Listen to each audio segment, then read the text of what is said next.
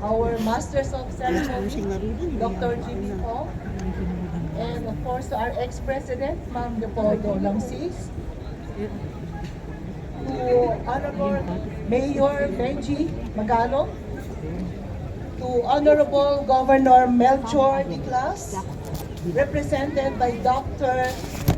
Ryan, Councilor Alad-Eve, Councilor Bumogaw, Councilor Vlad Cayabas, ex-Governor Macalso of Benguet, and other Benguet officials present, to our SDS from the Department of Education, Dr. Federico Martin, to all the other dignitaries who were properly identified a while ago, to our beloved members of the Baguio City community, most especially to our Ibaloi brothers and sisters.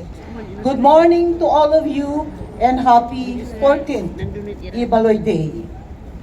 It's truly my honor, ikinararangal ko po na i-represent sa inyo ngayong umaga ang aking mahal na Congressman Marco sa hapong ito sa umagang ito ng ating Ibaloi Day. Siya po ay nasa UP Diliman right now as member of the Board of Regents of the University of the Philippines. Kaya po, please indulge with me that I will share with you his message for today. I'm one with all of you as you honor and celebrate Ibaloi Day today. Your theme, Bendisyon ng Kabunyan, so ni Ibadoy Mantututudoy.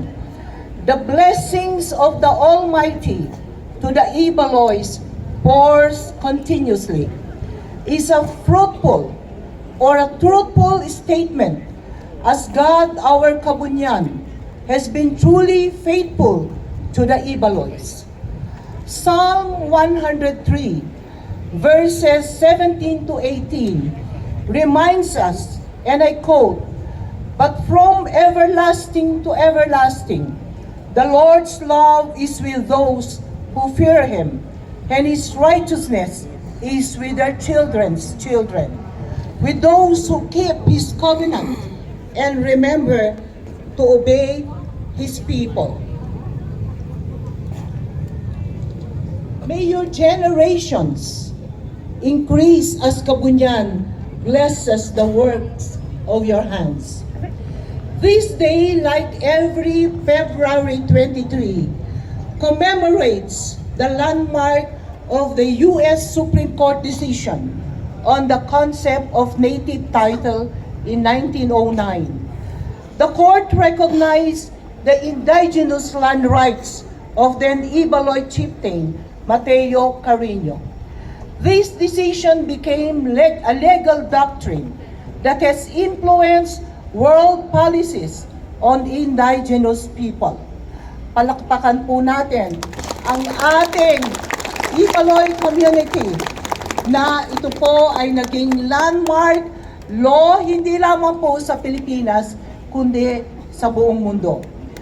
You see, through the years, you have fought the good fight and have won. The struggles that your generation has gone through has now borne a light, because the inclusion and the concurrence of the City Council on February 9, 2023 paved the way for your President Maximo Hilario Edwin Bugnay Jr. to become the Indigenous Peoples Mandatory Representative or IPMR Councilor of the City of Baguio. Pursuant to Section 16 of the Republic Act number 8371, otherwise known as the Indigenous Peoples' Right Act of 1997. Siya ngayon ang ilaw ng Ibaloi at lahat ng indigenous groups in Baguio City. Meron na kayong boses sa City Council. Again, congratulations to our President Edwin Bugnay. Friends, Baguio City will never be what it is without the generosity and kindness of the Ibalois. Your kind-hearted nature and friendly gestures has been a trait that the residents of Baguio people has followed. Our taxi drivers are honest, and our policemen are kind. Our mayor, our city councilors are righteous.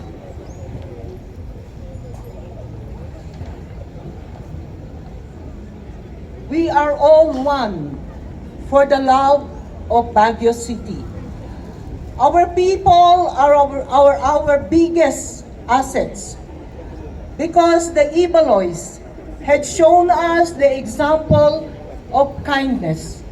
It was said that in olden times, Ibalois won't ask you anything because they are a proud race and will do their best to provide for their families. To the point that they were also exploited in the past. But the past is now gone. We now look to the future and see a silver lining beyond the clouds. This generation and the next generations will embolden and lead the changes that is needed. Therefore, unity amongst all of you is necessary. This is the time to unite.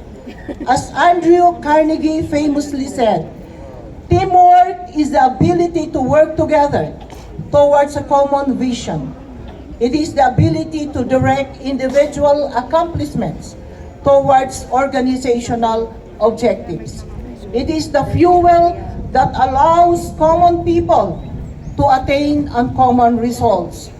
Magagawa po natin ito lahat. Tayo'y magsasama-sama, kapit-bisig para sa magandang Baguio. When we look at Baguio City today, we are always reminded of the landmarks by the Ibalois. Many roads in Baguio even have Ibaloi words and meanings. And may I refresh your memory on this. We have Chanum, meaning water. The Ibaloi knew that many parts of what is now called the Central Business District used to ooze with natural springs. Access to water was not only important for cattle and livestock. It was near water sources where dwellings would be built and small communities would sprout out. Chanum Street can be found just a few meters from City Hall. We also have Chugong, which means wind, and Chuntog, which means mountain. Intersecting Chanum streets are roads called Chugong Street and Chuntog Street. Together, these three streets represent three of the four essential elements of life: water, air, and earth, or mountain, while with fire being the fourth. Then we have Abanao, which means white. One of the city's main roads is called Abanao. It is a wide street that goes uphill connecting Harrison Road to Nagilian and Bukaucan Road.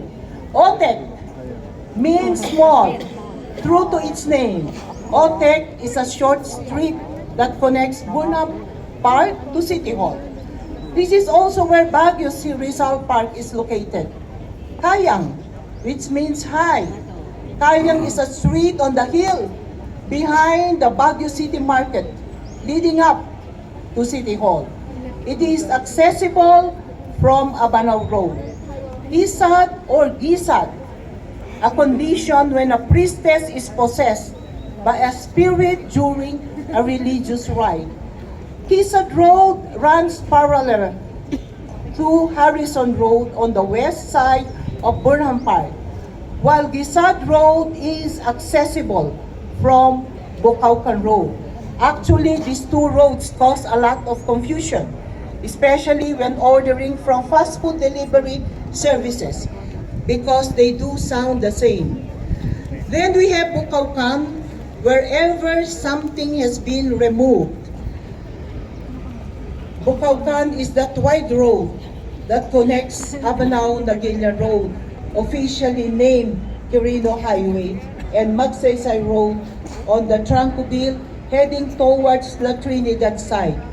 Lastly, we have Lukban, which means orange.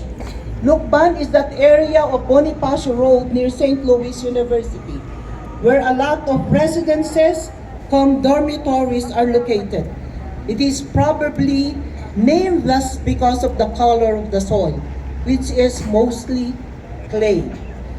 Why am I saying all these roads? This is to remind us that the Ibaloi tribe has a great influence over Baguio. They are a tribe that needs to be preserved and upheld, a tribe that will maintain the integrity and relevance of their indigenous traditions, remaining clear-sighted in their vision for inclusive progress while being rooted in their heritage. May I end this verse in Lamentations, chapter 3, verses 22 to 23, as I paraphrase it. Because of the Lord's great love, you are not consumed, for His compassions never fail. They are new every morning. Great is His faithfulness towards the Ibalois. Let this Ibaloi Day today be a celebration of how far the Ibalois have come, who you are today, and who you will be in the years to come. Mabuhay ang mga Ibaloi! Mabuhay ang Baguio City! At again, mabuhay ang mga taga-Cordillera! Maraming salamat po. Maraming salamat po, Madam Congressman Solgo. Tanggapin po ninyo ang aming munting regalo bilang pasasalamat ng Unjun ni Ibadoy sa inyong mensahe ngayong umaga. Mula po sa aming Presidente at ang aming Miss Unjun ni Ibadoy.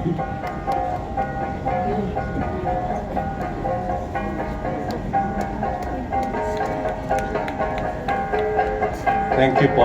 Thank you sa inyo po ito. Baka akin na lang po. A picture.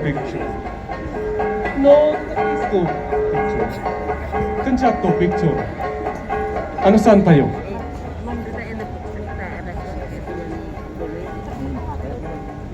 Thank you very much, Madam Solgo. Maraming salamat po kay Congressman Go. Kasat kayo ni Manaagsa pa dapat chali yung kabano la mga ikani mensahe sun sigata jo. Manbuja kayo ni mensahe